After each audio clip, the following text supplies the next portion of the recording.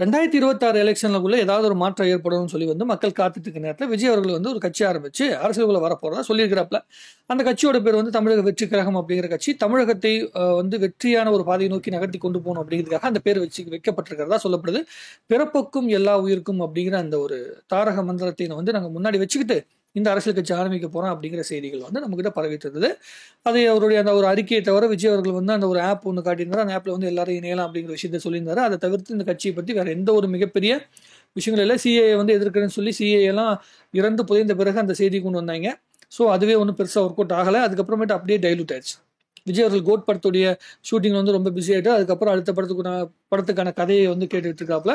2026 வரைக்கும் அவர் வந்து என்னென்ன படங்களை முடிக்கணுமோ அதை முடிச்சுட்டு வருவார் அப்படிங்கிற விஷயத்த வந்து போயிட்டு இருக்குது. அப்ப திடீர்னு ஒரு விஷயம் வந்து தோணுச்சு. சீமான் அவர்கள் வந்து பக்கம் ஒரு பேட்டி கொடுக்கும்போது விஜய் அவர்கள் வந்து இந்த படத்தோட நிறுத்திக்கிறேன், கோட் படத்தோட நிறுத்திக்கிறேன்னு சொன்னாரு. நான் தான் வந்து விஜய் அவர்களை வந்து பார்த்தீங்கன்னா இன்னொரு படம் சேர்த்து நடித்தம்பி அப்படின்னு சொன்னேன் அப்படிங்கிற மாதிரி அவர் சொல்லியிருந்தாப்புல. அது உண்மையா பொய்யான்னு நமக்கு தெரியாது. சீமான் அண்ணா வந்து பேசுற விஷயங்களே எது உண்மை பொய்ங்கிறத கண்டுபிடிக்கிறதுக்கே நமக்கு வந்து கொஞ்சம் சில நாட்கள் ஆகும். இந்த எள்ளு வய பூக்கலையே அப்படிங்கிற பாட்டு வந்து நான் சொன்ன பாட்டு தான் அப்படின்னு சொன்ன உடனே இந்த யூடியூப் சேனல் வந்து நடத்திட்டு இருக்கிற அந்த விஷயம் அப்படிங்கிற ஒரு பையன் வந்து பார்த்தீங்கன்னா ரொம்ப கிண்டல் பண்ணி சொல்லியிருந்தார். சீமான் அவர்கள் தான் அப்படி சொன்னார் அப்படின்னு சொல்லியிருந்தார். அப்புறம் பார்த்தா வெற்றிமாறன் வந்து ஏதோ ஒரு காலேஜ் ஃபங்க்ஷனில் சீமான் அவர்கள் வந்து அந்த அதே டோனில் வந்து ஒரு பாட்டு பாடியிருக்காரு. காணோமே காணோமேன்னு ஒரு பாட்டு ஒன்று பாடியிருக்காரு. அந்த பாட்டுடைய டோன் நல்லா இருக்குன்னு சொல்லிட்டு ஜிவி பிரகாஷ்கிட்ட வந்து சொல்லி ஜிவி பிரகாஷ்கிட்ட வந்து சீமான் அவர்கள் போய் பாடி காட்டி அந்த பாட்டுடைய அந்த டோனில் இருந்துட்டு அதை வந்து இன்னும் கொஞ்சம் டெவலப் பண்ண பாட்டு தான் எள்ளு வய பூக்கலையே அப்படிங்கிற பாட்டு. அப்போ சீமான் அண்ணா வந்து நிறைய விஷயங்கள் சொல்லியிருக்காப்புல. அதுல சில விஷயங்கள் உண்மையும் இருக்கும். ஸோ அது உண்மை எதுன்னு வந்து நமக்கு தெரியறதுக்கு கொஞ்சம் டைம் எடுக்குது. ஸோ விஜய் அவர்கள்ட்ட வந்து அவர் இப்படி சொல்லியிருப்பாரா அப்படிங்கிற விஷயம் நமக்கு தெரியாது. சொல்லியிருந்தா நல்லதுதான் வச்சுங்களேன். ஏன்னா 2026 வரைக்கும் ஒரு பக்கம் வந்து கட்சியோட வேலை நடந்துகிட்டு இருந்தால் கூட இன்னும் வந்து விஜய் அவர்கள் ஒரு படம் நடிக்கிறது ரசிகர்களுக்கு கொஞ்சம் புத்துணர்ச்சி கொடுக்கும். ஏன்னா கோட் படம் வந்து எனக்கு தெரிஞ்ச வரைக்கும் இப்போ வந்து போயிட்டு இருக்க ப்ரொமோஷன் வைஸ் வந்து பார்த்தீங்கன்னா ஒன்றும் மிகப்பெரிய ஒரு இம்பாக்ட் கிரியேட் பண்ணல. ஆனால் அது படம் வந்ததுக்கு அப்புறமேட்டு டாக் ஆஃப் த டவுனாக மாறலாம். படத்துடைய கதை நல்லா எடுக்கப்பட்டிருந்தா அது சொல்லப்படுகின்ற விதம் நல்லா இருந்தால் கண்டிப்பாக மிகப்பெரிய இடத்துக்கு ரீச் ஆகலாம். ஸோ இப்போ நம்ம பேசுகிற டாப்பிக்கில் மிக முக்கியமாக கவனிக்க வேண்டியது சீமான் அவர்களும் விஜய் அவர்களும் சேர்ந்தா எப்படி இருக்கும் அப்படிங்கிறது. ஏன்னா 2026 நம்ம என்னென்ன விஷயங்கள் பேச ஆசைப்படுறோமோ, என்னென்ன விஷயங்கள் எப்படி ஒரு படம் ரிலீஸ் ஆகுதுன்னா அந்த படத்தை பற்றி நிறைய ஃபேன் தியரி இருக்குமோ அந்த மாதிரி இந்த ஒரு தியரி சேரத்துக்கு உண்டான வாய்ப்புகள் இருக்கிற மாதிரி ஒரு தோற்றத்தை வந்து பார்த்தீங்கன்னா சீமான் அவர்களுடைய பேச்சிலேருந்து பார்க்கும்போது நமக்கு தெரியுது. சீமான் அவர்களை பேசுகிறது வந்து பியூரஸ்ட் ஃபார்ம் ஆஃப் என்னன்னு சொல்லுன்னா தமிழக இன அரசியல். தமிழ்நாட்டில் பிறந்தவங்களுக்கு தான் தமிழ்நாட்டுக்கு வந்து ஆடுறதுக்கான உரிமை இருக்குது அப்படிங்கிற மிகப்பெரிய ஒரு கோஷத்தை வச்சு தான் அவர் வந்து பண்ணியிருக்காரு. நாம் தமிழர் அப்படிங்கிற இயக்கத்தை தான் அவர் வந்து பார்த்தீங்கன்னா கையெடுத்து நடத்திட்டு இருக்காப்புல. அவர் கையில் எடுத்து நடத்திட்டு இருக்காப்புல. ஸோ அப்படிப்பட்ட ஒரு தலைவராக வந்து சீமான் அவர்களுக்கு தலைமை ஒருங்கிணைப்பாளராக இருக்காரு. அவர் கூட இருந்த பல பேர் ரொம்ப முக்கியமாக வேலை பார்த்த பல பேர் வந்து வெளியே போயிட்டாங்க. ஆனால் அதுக்கப்புறமேட்டு கூட இப்போதைக்கு வந்து இளைஞர் மத்தியில் ஒரு தோற்றம் இருக்கிற ஓரளவுக்கு வந்து ஒரு பாசிட்டிவான தோற்றம் இருக்கிற ஒரு அரசியல் கட்சி தலைவராக சீமான் அவர்கள் இருக்கிறாரு. அதில் மாற்று கருத்து கிடையாது. அதாவது இனிஷியலாக ஒரு 20 வயசுலேருந்து 25 வயசுக்குள்ள இருக்கிற பசங்க, ஏன் 16 18 வயசுக்கு மேலே இருக்கிற 18 வயசுலேருந்து 25 வயசுக்குள்ள இருக்கிற பசங்கள் மத்தியில் சீமான் அவர்களுக்கு மேலே வந்து ஒரு தோற்றம் இருக்குது, ஒரு பார்வை இருக்குது. அந்த பார்வை வந்து ஓட்டா மாறுமான்னு கேட்டிங்கன்னா அது மிகப்பெரிய கேள்விக்குறி. ஏன்னா அது ஈஸியான வேலை கிடையாது. கிட்டத்தட்ட 11 வருஷங்களுக்கு மேலே அரசியலுக்குள்ள இருக்கிறாரு சீமான் அவர்கள். ஆனால் ஒரு எம்எல்ஏ சீட் கூட ஜெயிக்க முடியல. வார்டு மெம்பர் சில இடங்களில் ஜெயிச்சிருக்காங்க அப்படின்னு நான் கேள்விப்பட்டிருக்கிறேன். ஆனால் ஒரு மிகப்பெரிய இடத்த வந்து அரசியலுக்குள்ள பிடிக்க முடியல. ஒரு தொகுதி கூட காசு பண்ணி ஜெயிக்க முடியல. ஏன்னா இந்த இன உணர்வு அப்படிங்கிற விஷயம் வந்து எல்லா நாட்டுக்குமே தேவை, எல்லா மக்களுக்குமே தேவை. இன உணர்வு எல்லாருக்கும் இல்லாமலாம் இருக்காது. இப்போ நான் தமிழன் அப்படின்னா தமிழன் அப்படிங்கிற உணர்வு என்னுடைய மனசுக்குள்ள இருக்கணும். ஆனால் தமிழன் அப்படிங்கிற உணர்வு மட்டுமே ஓட்டை வந்து வாங்கிடுமான்னு சொல்லி கேட்டீங்கன்னா கிடையாது. ஏன்னா இந்தியா அப்படிங்கிற நாடே வந்து பல மொழிகள் பேசுகின்ற பல கலாச்சாரங்கள் சேர்ந்த மக்கள் வந்து ஒன்னா வசிக்கிற இடம் தான் இந்தியா. அதாவது பகுத்துண்டு பல்லுயிர் ஓம்புதல்னு சொல்லிட்டு சொல்லுவாங்கல்ல, அந்த மாதிரி தமிழ்நாடு அதை விட பயங்கரமானது. நம்ம தமிழ்நாடு வந்து வந்தாரை வாழ வைக்கும் தமிழ்நாடுன்னு சொல்லி ரொம்ப நாளாக வந்து ஒரு பழமொழியே பேசப்படுது. அந்த அளவுக்கு மற்ற ஸ்டேட்ல இருந்தும் சரி, மற்ற லாங்குவேஜ் பேசுறவங்க, மற்ற இன மொழிக்காரங்க யார் வந்தாலுமே தமிழ்நாட்டை பொறுத்த வரைக்கும் விருந்தோம்பல் பண்ணி நம்ம பழகிட்டோம். அவங்களுக்கான இடத்த கொடுத்து நம்ம பழகிட்டோம். ஸோ அவங்க எல்லாருமே தமிழ்நாட்டுக்குள்ளேயே வாழ்ந்து வளர்ந்து அவங்களுக்கான ஓட்டுரிமை கிடைச்சிருச்சு. ஸோ அப்போ அவங்களுடைய ஓட்டையும் நம்ம வாங்கி தான் ஆகணும். வெறும் தமிழ் உணர்வை மட்டும் இருக்கிறவங்க பூர்வக்குடி தமிழர்கள் மட்டுமே ஓட்டு போட்டால் ஒருத்தனால ஜெயிக்க முடியுமான்னு கேட்டிங்கன்னா கண்டிப்பாக கிடையாது.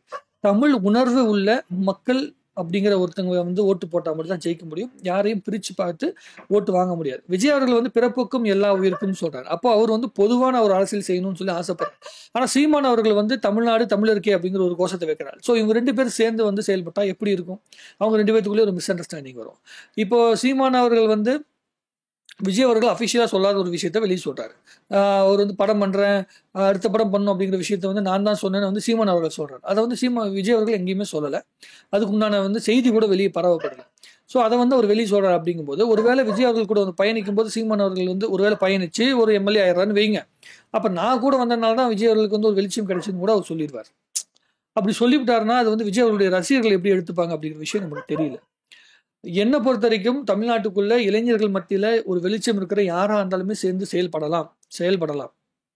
ஆனா ஒரு என்ன சொல்ல, ரொம்ப நல்ல ஒரு வார்த்தை என்னன்னா வந்து ஒரு ஒரு அரசியலை அணுகும்போது அவங்களுக்கு ஒரு தெளிவான ஒரு பார்வை இருக்கணும். என்ன மாதிரி பார்வை இருக்கணும்னா, நம்ம பொதுவான ஒரு அரசியல் எடுத்து வைக்கிறோம், நம்ம பதவிக்கான அரசியல் எடுத்து வைக்கல, நம்ம எல்லாருமே ஜெயிக்க வேண்டிய கட்டாயத்தில் இருக்கிறோம். இந்த 2 கட்சிகளை ஏற்கனவே இங்க அரசியல் நடந்துட்டு இருக்கிற, இந்த பல வருஷமா அரசியல் நடந்துட்டு இருக்க இவங்களை தாண்டி நம்ம ஜெயிக்கணும்னா மிகப்பெரிய ஒரு உழைப்பை போடணும் அப்படிங்கிற அந்த தாட் ப்ராசஸ் முதல்ல மைண்ட்ல வச்சுக்கிட்டு தான் அரசியலே செய்ய வரணும்.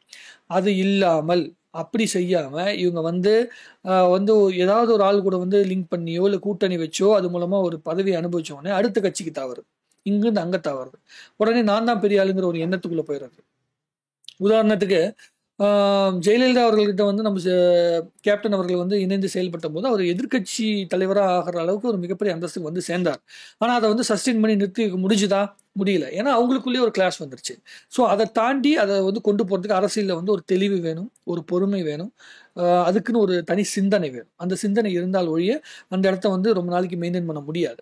விஜய் அவர்கள் கூட வந்து விஜய் அவர்களுக்கு சப்போர்ட்டா இவர் வந்து இணைந்து செயல்படணும் அப்படிங்கிற எண்ணத்தில் இருக்காருன்னா, தான் ஒரு தலைவர் அப்படிங்கிற விஷயம் இருந்தால் கூட விஜய் அவர்களை முன்னிறுத்தி தான் அந்த எலெக்ஷன் நடக்க போகுது அப்படிங்கிற பட்சத்தில் அவருக்கு உண்டான ஸ்பேஸை கொடுத்தால் மட்டும்தான் விஜய் அவர்கள் வந்து கூட வச்சுப்பார். ஆனால் அப்படி இல்லாத பட்சத்தில் அது வந்து ரொம்ப நாளைக்கு அந்த அரசியலில் வந்து அந்த பார்வை ரொம்ப நாளைக்கு நகர்ந்து போகாது அப்படிங்கிறது என்னுடைய யோசனை. சீமானவர்கள் இந்த அரசியலுக்குள்ள கண்டிப்பாக தேவை. ஏன்னா ஒரு டிஸ்கஷன் பண்ணுறதுக்கோ இப்போ வந்து ஆன்லைனுக்குள்ளே வந்து மீமுக்கு கண்டென்ட் கொடுக்கறதுக்கு இது மாதிரி நிறைய விஷயங்களுக்கு தேவை. எனக்கு தெரிஞ்ச வரைக்கும் அரசியல் தலைவர்களில் வந்து கொஞ்சம் ரசிக்கும்படியான மீம் கண்டென்ட் ஆனதில் வந்து சீமான் அவர்களுக்கு வந்து மிகப்பெரிய இடம் உண்டு. இந்த வாய்ப்பில்லை ராஜா அப்படிங்கிறது. அப்புறம் இந்த ஒன் சைட் லவ்வை பற்றி ஒன்று வரும், நான் ஒன்றை வந்து உயிர் கொண்டு காதலிச்சிட்டு இருக்கேன், நீ எவனோ ஒருத்தன் வந்து தெரு சுற்றிட்டு இருக்க பொறுக்கி பையிட்ட போய் வந்து நீ வாக்கப்படுறேன்னு அதுக்கு நான் என்ன பண்ண முடியும் அப்படிங்கிற விஷயம்லாம் நான் மீமில் பார்த்து ரொம்ப ரசிச்சிருக்கேன். சீமான் அவர்கள் ஒரு அற்புதமான மேடை பேச்சாளர், அதில் மாற்று கருத்து இல்லை. என்ன பொறுத்த வரைக்கும் விஜய் அவர்கள் வந்து ஒரு அற்புதமான மேடை பேச்சாளர் தான் கேட்டீங்கன்னா கிடையாது. ஸோ சீமானவர்களுடைய பேச்சை வந்து விஜய் அவர்கள் சரியாக பயன்படுத்திக்கிட்டா அது மிகப்பெரிய ஒரு விஷயம் இருக்கும். ஆனால் அப்படி ஒரு மேடை கிடைக்கும் போது அது பொது அரசியலா, அந்த பிறப்போக்கும் எல்லா உயிருக்கும் அப்படிங்கிற அந்த இது இருக்குல்ல, அந்த இது இருக்கு டேர்ம் இருக்குல்ல, அந்த டேர்முக்கு தகுந்த மாதிரி சீமானவர்கள் செயல்படணும். அது வந்து சீமானவர்களுக்காக உதவி செய்கின்றவங்க அவங்க கூட பயணிக்கிறவங்களை வந்து அதுக்கு சப்போர்ட் பண்ணுவாங்களா, அவங்க அதை ஏற்றுப்பாங்களா அப்படிங்கிற நிலவரம் நமக்கு தெரியலை. ஸோ இதெல்லாம் நடக்கிறதுனால இது வந்து எந்த அளவுக்கு பாசிட்டிவான ஒரு இம்பாக்டை நோக்கி நகரும் அப்படிங்கிறது தெரியல. சில பேர் என்ன சொல்றாங்கன்னா விஜய் அவர்கள் வந்து 2026 வரவே மாட்டார்னு கூட சில பேர் வந்து சொல்றாங்க. எனக்கு அதுலலாம் வந்து மிகப்பெரிய நம்பிக்கை இல்லை. அவர் வரத்துக்கு உண்டான வாய்ப்புகள் மிக மிக அதிகம். ஏன்னா நிறைய நம்பிக்கைகள் கொடுத்துருக்காரு. அவர் கூட செயல்படுற ஏற்கனவே அவங்களுடைய மன்றத்துக்குள்ள வந்து பதவியில் இருக்கிற பல பேர் வந்து பார்த்தீங்கன்னா இன்னும் அவங்க வந்து அரசியலுக்குள்ள ஒரு இடத்த வந்து அனுபவிக்கணும், ஒரு இடத்த வந்து அடையணும் அப்படிங்கிறதுக்காக அவங்க வந்து ரொம்ப உழைச்சிட்டு இருக்காங்க. ஆல்ரெடி பல கட்சிகளுக்காக உழைச்சிருக்காங்க, பல அரசியல் தேர்தலில் வந்து உழைச்சிருக்கிறாங்க. ஸோ அவங்களுக்கான ஒரு இடம் கிடைக்கணுங்கிறதுக்காக தான் விஜய் அவர்கள் வந்து இந்த கட்சியை ஆரம்பிக்கிறார். ஸோ அவர் பேக் அடிக்கிறதுக்கு உண்டான வாய்ப்புகள் ரொம்ப ரொம்ப கம்மி. அது வந்து அப்படி அடித்தாங்கன்னா அதுக்கு உண்டான பேக் அடிக்க வேண்டிய கட்டாயம் வந்துச்சுன்னா அதுக்கு என்ன சூழ்நிலை வந்து அவருக்கு அமையுது அப்படிங்கிற விஷயம் நமக்கு தெரியாது. ஆக பொதுவாக பார்த்தீங்கன்னா விஜய் அவர்கள் அரசியலுக்குள்ளே வரும்போது அவர் கூட பயணிக்கிறதுக்கு யார் யார் தயாராக இருக்காங்களோ அவங்கள சரியாக இனம் கண்டு அவங்களுடைய டேலண்ட்டை கரெக்டாக பயன்படுத்தணும். இப்போ சீமானவர்கள்ட்ட பேச்சு வந்து ஒரு நல்ல டேலண்டாக இருக்குது, இளைஞர்களை கவர்ற அளவுக்கு அவரால் பேச முடியும் அப்படின்னா அதை சரியாக பயன்படுத்தணும். சில அரசியல் தலைவர்கள் வந்து கூட வந்து சேர வராங்க அப்படிங்கும்போது அவங்களுடைய எக்ஸ்பீரியன்ஸு, அவங்களுடைய அந்த அரசியல் நகர்வுகள் வந்து அவங்களுக்கு வந்து கரெக்டாக நாலேஜபிளாக இருக்குன்னா அந்த அரசியல் நகர்வுகளுக்கு உண்டான நாலேஜை அங்கேருந்து எடுத்துக்கணும். இது எல்லாத்தையும் அடாப்ட் பண்ணி புரிஞ்சுக்கிற அளவுக்கு, இது எல்லாத்தையும் வந்து டிசைட் பண்ணுற அளவுக்கு விஜய் அவர்களுக்கு வந்து ஒரு நாலேஜை அவர் இப்பயே வளர்த்துக்கணும். பொறுமையாக நிதானத்தை, யார் என்ன பேசினாலுமே அதுக்காக வந்து ஒரு இடத்த வந்து அவங்களுக்குன்னு ஒரு ஸ்பேஸ் கொடுத்து அவங்கள்ட்ட மொத்த டேட்டாவும் வாங்கி அதை வந்து அனலைஸ் பண்ணுற அளவுக்கு ஒரு டேலண்ட்டை விஜய் அவர்களும் வளர்த்துக்கணும். விஜய் அவர்கள் வந்து ரொம்ப வந்து ஒரு தனிமை விரும்பி அப்படிங்கிற விஷயத்துல நம்ம நிறைய இடங்களில் வந்து பார்த்துருக்கோம். தனியாகவே இருப்பார், அதிகமாக பேச மாட்டார் அப்படிங்கிற மாதிரி ஒரு தாட் ப்ராசஸில் இருக்கிறவர். ஆனால் அரசியலுக்குள்ளே வரணும் அப்படிங்கிற ஆசை வந்த பிறகு அப்படிப்பட்ட தாட் ப்ராசஸில் வந்து நகர முடியாது.